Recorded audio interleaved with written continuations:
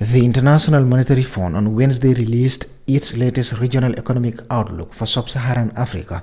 The Regional Economic Outlook, the IMF's biannual publication by its African department, offers a comprehensive analysis of economic developments across Sub-Saharan Africa. This edition, themed Reforms Amid Great Expectations, examine the economic outlook for the region, which is facing uneven and subdued growth, tight financing conditions, and a challenging mix of poverty, limited opportunities, and weak governance. During the presentation, Bernard Mendy, economist at the IMF resident office in the Gambia, highlighted recent economic developments and outlooks across sub-Saharan Africa. Overall, macroeconomic balances in the region have started to narrow, mainly reflecting economic policy adjustments in the region. In sub-Saharan Africa, significant fiscal consolidation, as you would see in the graph, has stabilized the median GDP, that is the red line on the left-hand side graph, where the ratio in terms of the median public debt to GDP ratio is hovering around 58%. It is estimated by 2025 to be at around 56, to edge further down to around 56%. For the Gambia, on the same graph, you would see that the Gambia has experienced significant improvements in terms of its public debt management. You would realize that from a high of around 185% to GDP in terms of public debt to GDP in 2003, due to fiscal consolidation, the public debt ratio has significantly come down to around 75.8% in 2023 and to around 71.8% in 2024. And it is projected to even edge down to around 65.6% in 2025. He also shared that over two-thirds of countries in the region have implemented fiscal consolidation measures between 2023 and 2024, with the median primary balance ratio improving by approximately 0.7% of GDP. With regard to the Gambia, the primary balance ratio to the GDP, and the primary balance is the overall balance less of interest payments, it has improved from a deficit of around 1.6% of GDP in 2023 to a surplus of around 0.7% in 2024. And it is projected to even further improve to a surplus of around 1.64% of GDP in 2025.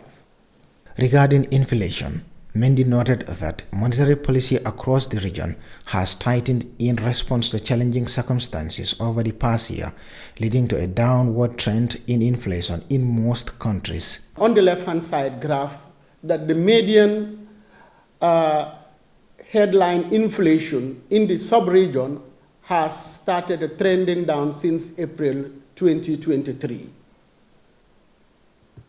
In the case of the Gambia, you would see also that inflation has stabilized for most period until around January 2021, where it has started ticking up, peaking around 18.4% around November 2023. But thanks to fiscal consolidation and tight monetary policy, the authorities have been able to significantly bring down headline inflation to around 10% in October, but it ticked marginally to around 10.3% in November. If you look at the outlook of the inflation within the sub-region, you would realize that headline inflation varies depending on whether the country is anchoring its monetary policy on a peg exchange rate or not. The report also revealed that economic growth in the region is projected to reach around 3.6%, though it remains subdued and uneven. In the case of the Gambia, you would see on the graph there that we spent in recent time, we spent about, in terms of debt interest payments, 21% of our revenue, excluding grants, is spent on interest payment. Said in another way, we have about 27% of our tax revenue that is committed to interest payments alone, which approximately is 2.8% of our GDP. Looking at the graph there, you would realize that most of our debt is actually external. When you look at the composition of our debt or our debt structure, most of our debt stock is external debt. And within this external debt component, you realize that the highest bars are the ones for the multilateral institutions. So our debt with the multilateral institutions form the greater chunk of our debt stock, followed by debt with bilateral partners. Then you have commercial or private credit, followed by a few other external debt. It is worth noting that out of this debt stock that we have, for instance, by end March 2024, that is a couple of months ago, our debt stock, public debt stock to be specific, stood at around 1.74 billion, of which the country's exposure to IMF is only 8%.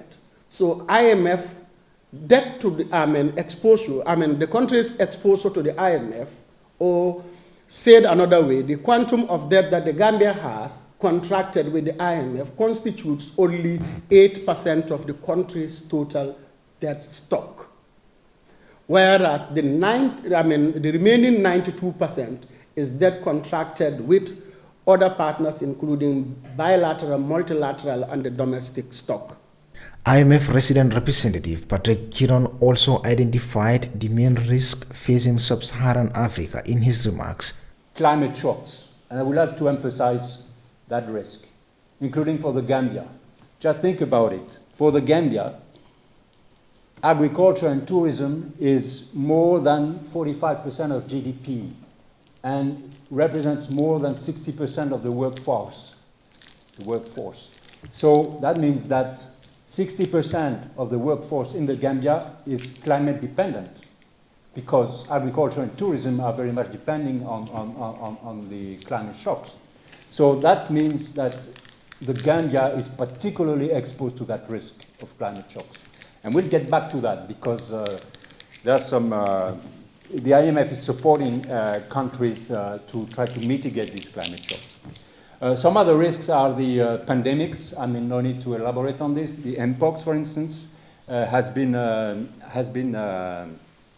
reported particularly in the domestic Republic of Congo, but in other countries as well, and some outbreak of the Marburg in Rwanda and so forth. There is a risk of a pandemic for this for the region. That's something well known. The volatility in commodity prices, that's something that all countries are facing, and the Gambia included. Think about fuel, think about rice. These are commodities, and the fluctuation of these prices are affecting the Gambia a lot, especially food prices, which are very difficult for the Gambians to cope with at some point. The Regional Economic Outlook is published twice a year, in the spring and fall, to assess developments in Sub-Saharan Africa. The region is navigating a complex economic environment, with progress being made alongside ongoing macroeconomic vulnerabilities.